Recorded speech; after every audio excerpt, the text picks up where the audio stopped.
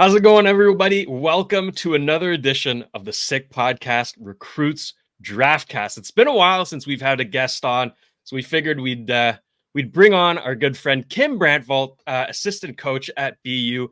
He's going to come on a bit later here. We're going to ask him about, obviously, a certain gentleman by the name of Lane Hutson. Macklin Celebrini had his NHL debut yesterday, a goal and an assist, not too shabby. Lots to discuss there. That's coming up. We're going to have our prospect of the week, as well as an underage prospect of the week again, because we have to. I mean, this kid's just special. So enough of me talking. Let's get started. Turn up your volume. Because you're about to listen to the Sick Podcast. Recruits Draftcast. With our first pick in the 2022 NHL Draft, les Canadiens de Montréal sont fiers de repêcher from the Slovakian national team and TPS Turku, Juraj Slafkovsky. The sickest NHL draft and scouting podcast. It's gonna be sick. All right, producer Shayne here, joined as always by the magnificent Grant McCagg. Grant, how you doing today? Should have changed the intro to Lane Hutson for this one. Yeah, probably. We should have different versions, maybe, eh? Maybe different versions, use it on different days. With the 67 picks, the Canadians steal Lane Hutson. Yeah. That's an understatement. We'll get to that. But I lied. I'm not done talking yet because we have some beautiful sponsors to thank. They make this show possible, and we got to start with our friends over at Betway. Betway is a leading global online betting and gaming brand. Follow your gut instinct. Go with Betway. Go on betway.com or you scan the QR code under Grant to join the action. You must be 18 plus and play responsibly. And our newest partners over at MKProp RE. Are you looking for a hat trick in real estate? Well, Team MKProp RE delivers every time with 5-star Google reviews, professional photography to make your property shine, and unmatched West Island expertise. Helen and Franco's award-winning service guarantees that your real estate journey is a winning play, whether you're buying or selling. Trust the team that makes every move a success. Call Helen and Franco at 514-915-1750. All right. That's it for now. Let's bring him in. He is the assistant coach at Boston University, Kim Brandvold. Kim, how you doing today? Doing great. Thanks for having me on. And how are you guys doing? Excellent. Appreciate you filling in. We had asked Joe to do it, but I guess Joe's feeling pretty sick, eh? Yeah, I feel like he's always under the weather. No, I think he works too hard. He's traveling too much and recruiting too much. So that's probably why. Well, hard work pays off at BU clearly because it's looking like another good year over there. First and foremost, for anybody who is familiar with you, this is your third year, correct, as an assistant coach at BU. Prior to that, you were with the Boston Bruins for 7 years. That's right? Correct. 7 seasons as skating and skills coach. So this guy knows puck. He's good, and clearly it's affected and translated to the players here. And BU won the first game of the season 5-2. Next game is tomorrow against the Union. So general feeling heading into the season, 1 game in, how's the team looking? How are we feeling about the season? I think we feel like we have a good team. It's early on, and like any other team, right? It's like one day you look really good. Actually, you guys can relate to that, right? One day you look really good, and then the next day it doesn't go as well. So I think it's just one of those things that it's early on, but we do feel good about our group, and we do have a very talented roster. So we hopes are high for sure. Yeah, and speaking of the roster, the entire team was at TD Garden yesterday. We have a picture here. Let's pull it up to see none other than Lane Hutson play the Boston Bruins. That's awesome. You were there as well in attendance. Was the entire coaching staff there as well? Again, Joe's a little under the weather, but Jay Pandolfo was there as well. So yeah, we were in attendance, and it was obviously fun to watch. So it's not. Yeah, you see the Hutson brothers there on the side. They're both together. And that's amazing. How'd you like the game? How did you like Lane's game first and foremost? Because I thought he had a really good game. I mean, he was. I thought he was great. Both teams included. I thought he was the best player on the ice, to be honest with you. And he made so many plays, as he always does. And it's fun to watch. Entertainment value is high, but so far I've watched obviously the 2 Montreal games so far, and I think he looks great. I think we concur with that. Grant, before I hand it over to you, I got to ask, since Kim, your skills in skating, right? That's, let's just say, your bread and butter. Lane has we'll call it unusual skating stride or style. Open hips, right? Good on the edges. Did you have anything to do with that? Like, did you try to mold him differently? How did you help him? I can't take. I wish I could take credit for that. I can't at all.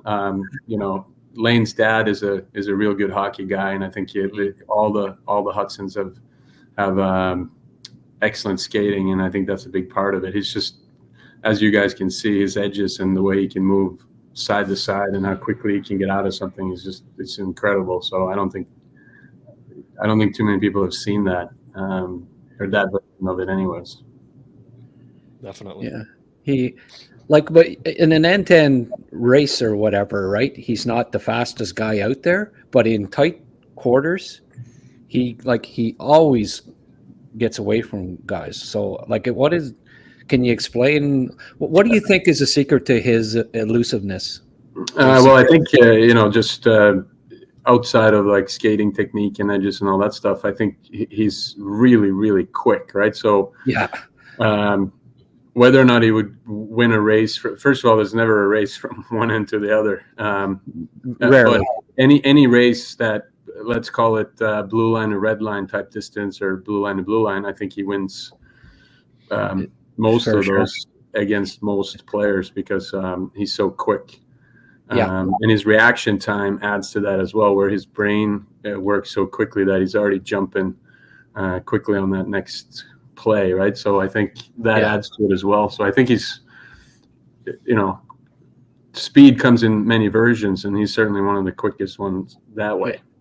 Yeah, more quickness than maybe, flat out power or whatever you want to call it. But I know he fooled scouts in his draft year because, well, I mean, his, the arms flail a bit there when he's going in that, and it may not be the smoothest stride, but I mean, he eluded people in junior, and then you thought, okay, is he going to be able to do that in college?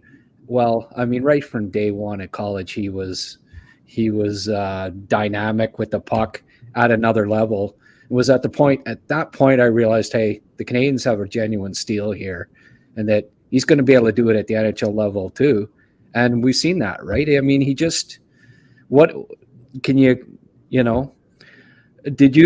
have you been surprised that he has adapted that quickly to the NHL and is already making a point per game so far?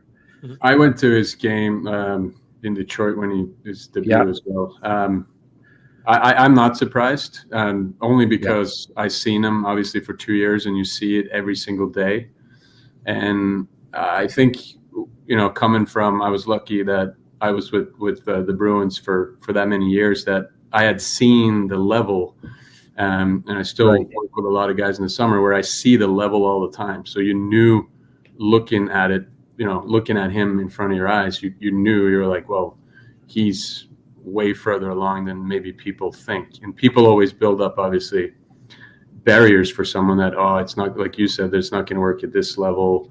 How about this? How about that? And they're trying to come up with reasons. But, every once in a while you get someone that is undersized or what have you, but they're just better, and it does nothing. We don't have to second guess how good they are, instead of just enjoying that they are that good. It's not Quinn Hughes comes to mind, obviously, right? Yeah, Quinn Hughes. I mean, the head coach, Martin St. Louis, it's true. when he was a player, I'm sure he was coming up, and I believe he was undrafted, but I wouldn't have thought that. I'm sure when people watched him, they'd be like putting up, oh, he's small, he's not going to be able to do it. But what an unbelievable player he was. Yeah. Right. I think Lane came to camp, and I thought, so I'm going to put on some weight this summer, and and like he was 162 still, but it doesn't matter with him. Like I mean, he's hard to hit, right? He's just he sees the play so well.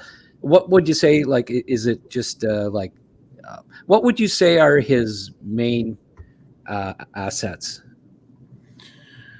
Well, his hands are the best that I've ever seen in person. It's just incredible. I mean, the only one that comes to mind is like a Patrick Kane, where it's just glued to a stick and it's going quickly, and there's a lot of deception. So at all times, I don't think the opposition really knows where he's going with it or what he's doing. And we already talked about the quickness, but I think his mind too, like as all these things are going on, he's like a point guard in basketball where he knows exactly what's happening in the background and what that next layer looks like. And that's why you see some of the plays, even last night, he's walking the blue line and it looks like they're getting him trapped up, and all of a sudden he just throws it, boom, right down the middle, backhand pass. Someone's wide open in the slot. And I don't think anyone saw that play, including myself from the ninth floor. So he sees things develop, and just a unique talent from really everything, including the physical part, not in terms of obviously the size and the strength, but the quickness and the elite athleticism to be able to move like that. He's very smart at getting position on defenders too. He knows how to. He seems to. He compensates for his lack of size with his intelligence. What I've noticed too, in a few times, obviously the concerns were always going to be more in the defensive end than in the offensive end, because we know what he can do there. But even like behind the net, a few times I've seen him, like he'll get the puck and there'll be a forechecker there, and he'll go, he'll fake one way and freeze the guy and go the other and just lose him. Like, he's just so good at fooling the opponents.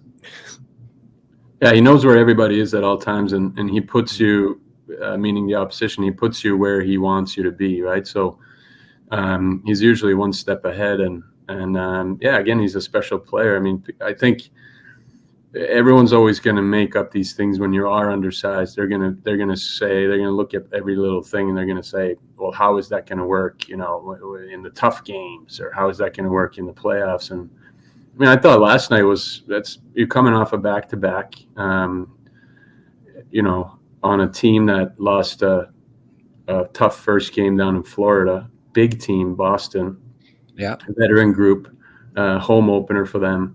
They're sitting there waiting on you, and I thought he fared really well against a big, strong, good team. So I think it's gonna be a lot of fun to watch. And again, I think a lot of times we talk about these things, and when we forget also that when people are paying a lot of money to go to these games, buying tickets, he is someone that you want to pay that money for, and you want to bring your kids to go watch, and you're like, wow, this is really fun to watch, and there's a lot to that, I think. He's how's his brother looking so far, Cole? Well, we had two of them. So Quinn, the oldest. I already had a junior. Already had Quinn, but this is your first year with just was wondering what you. Really good, really impressive. They're all, again, the Hutson, the father, he's got to know what he's doing, because these are terrific players, and just great team players and athletes to be around. So it's pretty special, all of them, and they're all a little different, but the outcome is a lot of times the same, which is a very good outcome. So you've been down to see Larson? You trying to get him to ink a contract yet, or what? He's a little bit too young for us to be allowed to talk about him with the NCAA rules and stuff. But I have heard that there's a younger brother that's playing as well. So Yeah, there is. Well, speaking of rules, I never thought of asking you this, but what do you think of it looks like they're going to allow major junior players to transfer to college. What do you think? What kind of an impact can you see that having on different levels? Like, what's your first thoughts of that being a possibility? I unfortunately, that because of that being in litigation, I am not allowed to talk about it. Okay, all right. I'm sorry about that, but no worries. I didn't realize that. I'm gonna pass on that one. Yeah, okay. We don't want to get you in trouble. So it's all good. Oh, that's good. You got another one there? I've got a few more, but anything?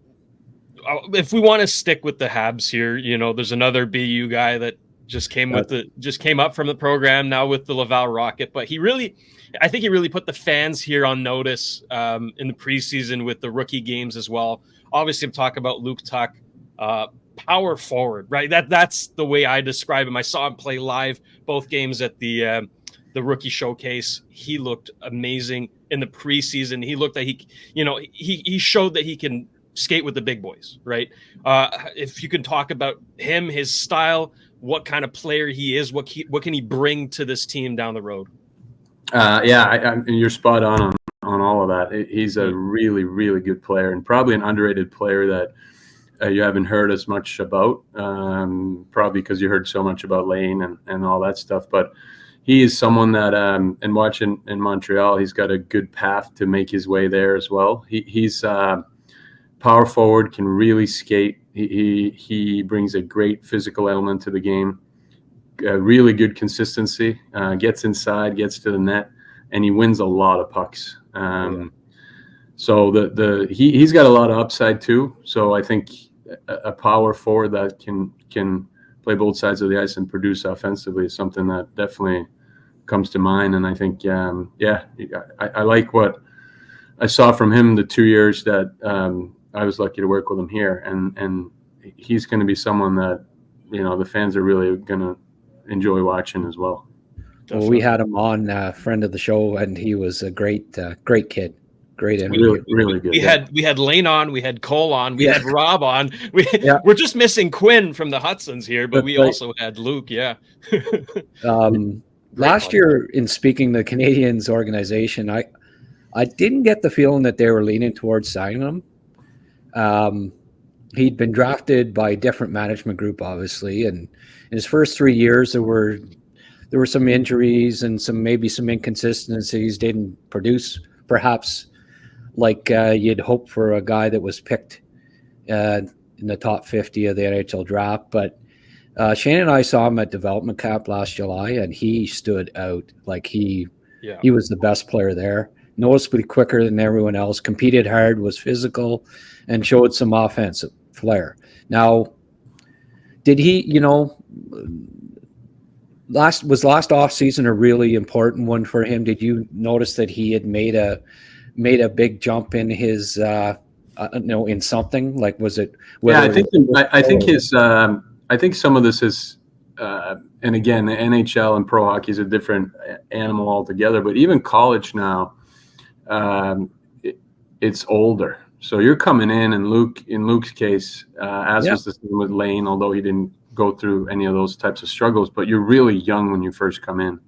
And sometimes you don't realize how high a level that college is, as you can tell from some of the guys that just go right into the NHL right from college. So I think sometimes it takes a little bit of, maybe a year, sometimes two with an adjustment. And then Luke having some of the injuries that he had as well held him back a little bit. Last year, it was just clear that his mindset and his confidence and all that was just completely different. And he was so consistent through the year. It wasn't just that he was good overall. He was just consistent every single day all year and just had that pro mentality. It was very impressive. So really happy for him, the step that he's taken. And like I said, I think he'll do really well. I think Laval starts tonight, right? So yeah, tonight against the Bruins, actually. Springfield maybe, and then Providence tomorrow, or is it vice I think versa? it's Providence tonight. Providence tonight, and then Springfield tomorrow. Yeah. There you go. Yeah, exactly. Yeah. You going to that game too, or? Yeah, I'm going to go tonight. Good. Yeah. So the obviously Celebrini only had him the 1 year, but that's no surprise.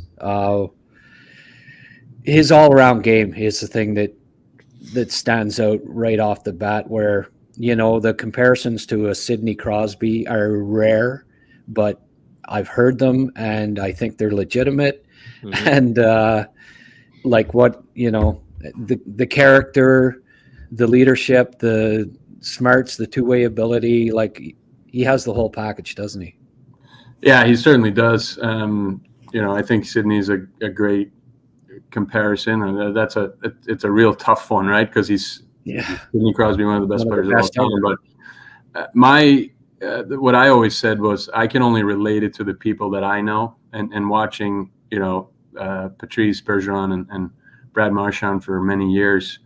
He has that same type of just drive every day, leadership ability, and those intangibles, and that's putting the talent portion aside. Right. So just having that, he's the one that I've seen that's closest to the two of them, the drive, the work ethic on a day-to-day basis. And then you couple that with the obvious talent that you see, it's going to be a lot of fun to be watching him and following him, that's for sure. Wow. Yeah. Bit of a garbage goal yesterday, but a goal nonetheless. Assist to Toffoli, though. That assist was legit, so he worked hard for that one. Exactly. 2 points in the start. That's pretty good. Yeah. Sasha Boumedienne, is he playing with you guys this year? Yeah. He's here now, and young player in his draft year, so we're excited about him. What maybe give us a little bit of a scouting report on him? I got to do some scouting on him. Saw him in the summer.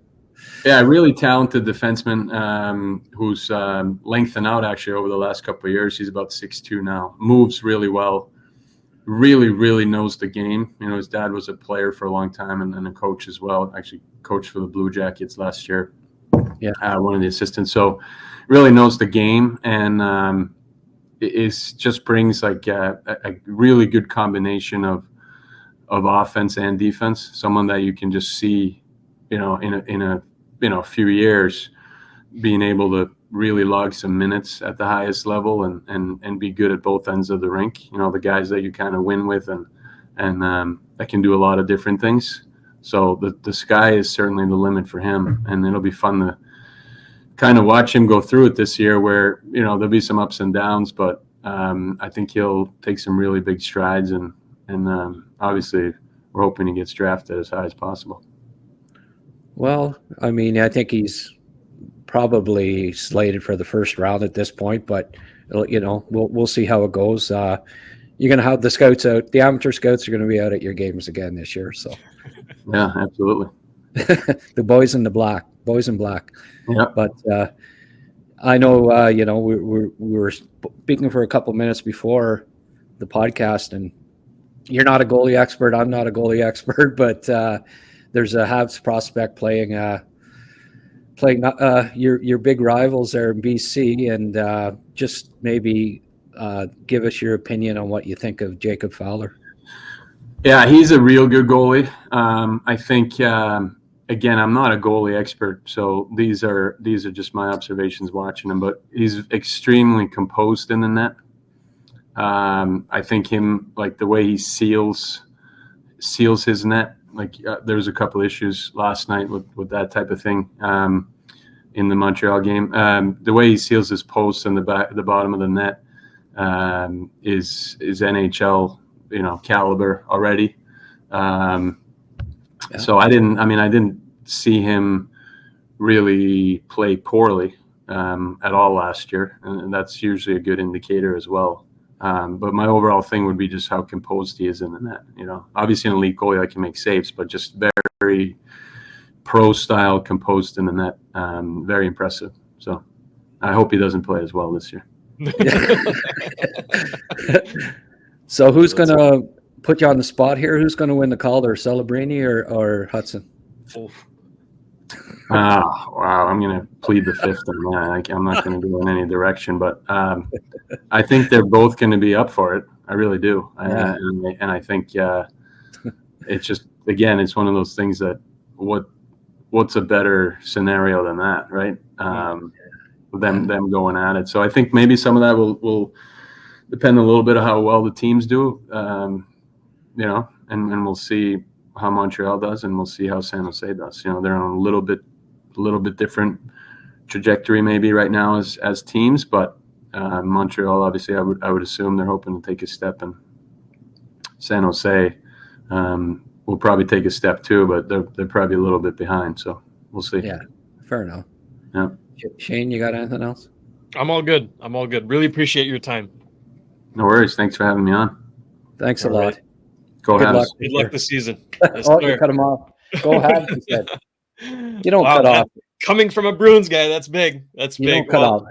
We appreciate Kim. For his Master time. control. You don't cut off when they're saying "Go Habs." Go. Come on now. Best of luck to BU this season. We're going to be following along for sure. Some big names on that team, right? Cole Yzerman among them, Cole Hutson. Yeah.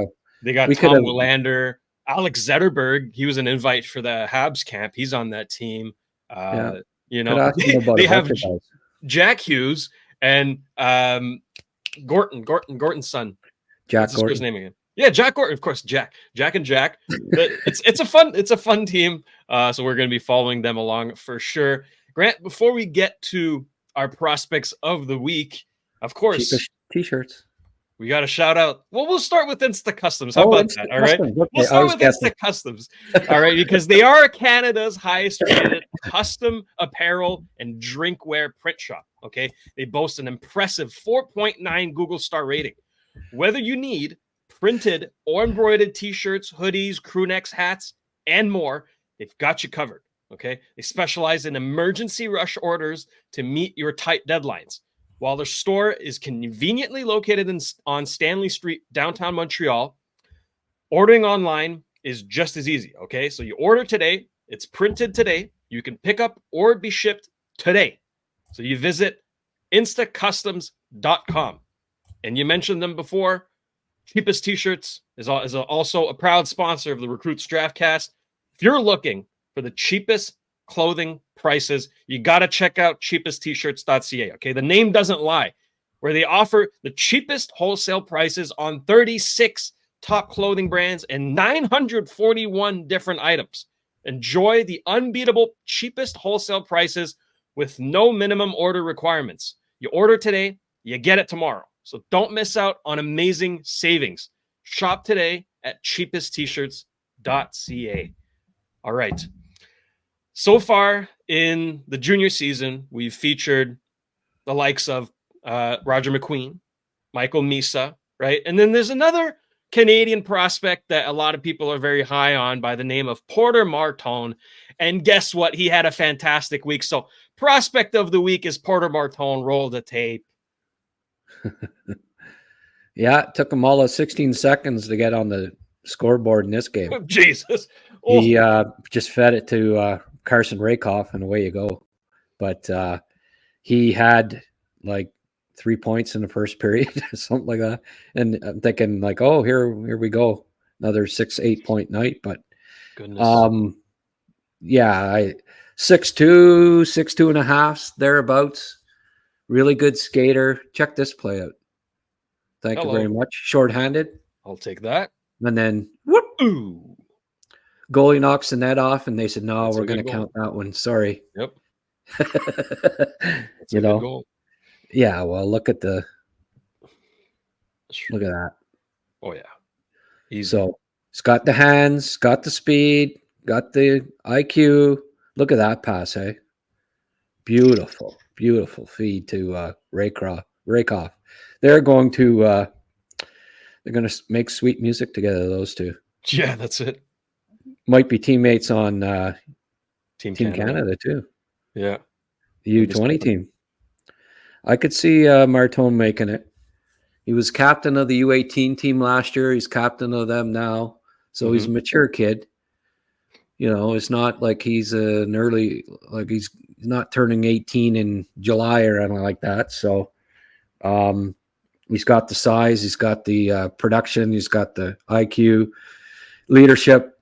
I say that he plays in the I think he'll make the World Junior team. But through 5 games, he's got 5 goals, 8 assists. Hello. You know, so right at the top of the scoring lead, him and Misa fighting it out. Misa obviously with 10 goals, so you know, maybe give him a little edge right at the moment, but they're right there, you know. But he's it's those 2 guys that have jumped ahead of Spence at this point. It's fair to say. Spence, I had a look at a couple games. I had him like playing like third line. That's not the case with this guy. Is Rottenberg coaching? Yeah, exactly. Actually, Stan Butler, I think. So close. Okay. No, Stanley's been around forever. Great coach. But you can see by these plays that he could have easily had more than 3 points the rest of the game. He just kept creating offense. Look at that pass. He knew the guy was there and just did a back pass. So those were the highlights from that game. And here are his points. Look at this. He's got a great release, quick release, and very accurate. So he's going to score a fair share of goals this year. Yeah. Versus London in that game that we just watched, his Corsi rating was 93%. Oh. Which is, I don't know. You can't, I mean, I guess you can get 100, but. Have you ever seen that? I've never seen it plus 90. Like, no. It's just nuts. Look at that move.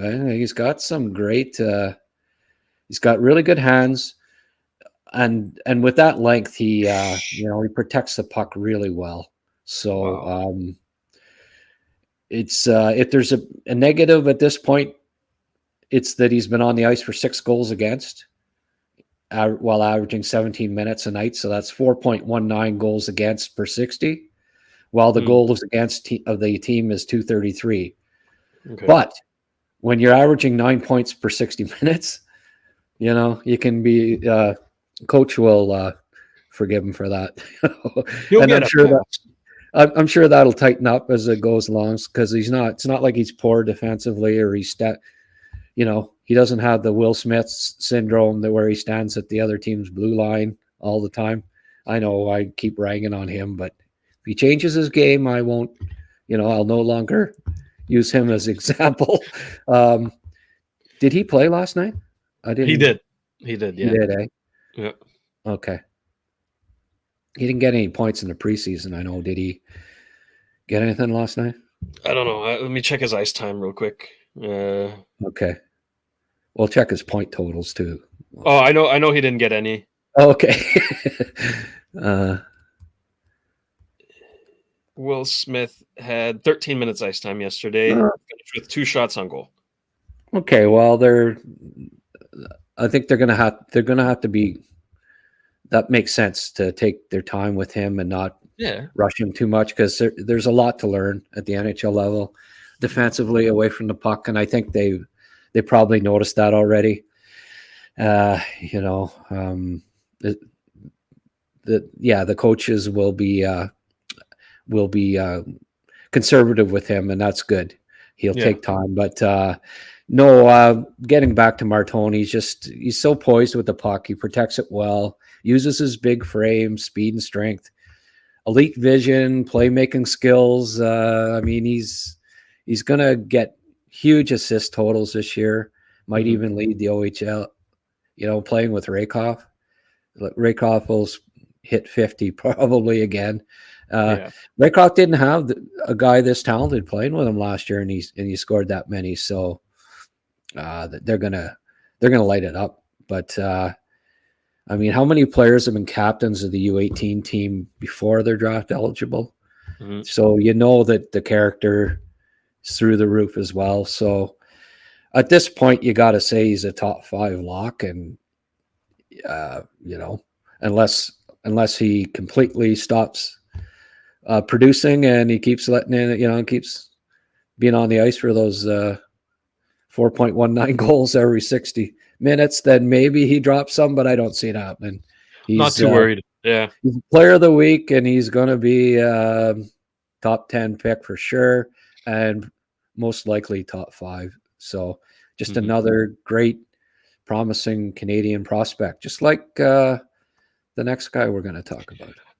Oh, absolutely. So big congrats. Porter Martone is our prospect of the week now. We had to do this. Another underage prospect of the week. This kid is 15, Grant. 15. Defenseman playing in the WHL. Exceptional status. Landon Dupont. Oh my God. Everett Silvertips. He, I've followed junior hockey for 50 plus years, and I've never seen the likes. He's on pace for 43 goals and 110 points as a 15-year-old defenseman in the CHL. Now, to put that in perspective, Connor McDavid, as a 15-year-old exceptional status player, scored 25 goals and 66 points at 15. All right? Yeah. This kid could almost double that. Now, and he's a defenseman. Yeah. Now, much like McDavid, he'll remain 15 for the entirety of his rookie junior season. The most productive junior player in history was Mario Lemieux, right? 282 points his last year. He turned 16 in early October of his rookie season. He had 30 goals and 96 points. This kid's on pace to break both of those, to break Mario's marks. What the hell, as a 15-year-old defenseman. Like, it's insane. Now, you obviously can't be expected to get 40 goals and 110 points, but right. 30 goals and 80 points. Geez, he's got to average a point per game the rest of the year, like just over. It seems quite achievable that he's going to hit 30 goals and 80 points, and because of the presumption that he's only going to get better, right? Mm-hmm. But this is a defenseman. There's only one in hockey history who showed this much offensive promise at 15 years of age. And I bet you know who that is. I have an idea. Yeah, well, Bobby Orr. Yeah. That's it. Bobby Orr had 29 goals and 73 points in his rookie season. And even then, he turned 16 during the playoffs that year. Dupont will not be playing any hockey at 16 years of age this year unless they advance to the Memorial Cup, because he turns 16 in May. So, it's like unfathomable that anyone would ever challenge Orr's junior scoring records as a 15-year-old. But if he can average a point per game the rest of the way, in his final 60, he'll tie Orr's point total. Now, considering that he's already producing at 1.6 points per game, it's possible. Like 73 points seems like it's quite attainable. 74 points seems like it's quite attainable. Imagine him shattering Bobby Orr's rookie record. That's at a level that's probably like Gretzky's 212 points. You think that nobody will ever beat that? Well, or rookie junior at 15, 73 points. You think, no. Mm-hmm. Well, this kid is something else. He's special. And I didn't even take time to describe those highlights, but did you see? I don't know if we're able to go back to the one. There's one there where he did the deke, and then and this was on Bjarnason, who's a second round draft pick. No slouch. Made him look like he just lays it in the corner. Like he just finds it easy out there. And that's at 15 years of age. So I know I was blown away by McDavid and Crosby and, Bedard when they all came into. McKenna's coming up too, but.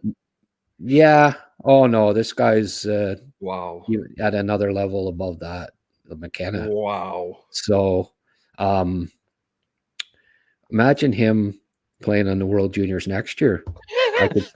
I could see it. 60. I could see it. Like, I think Bomeister may have, but no, this kid's he's just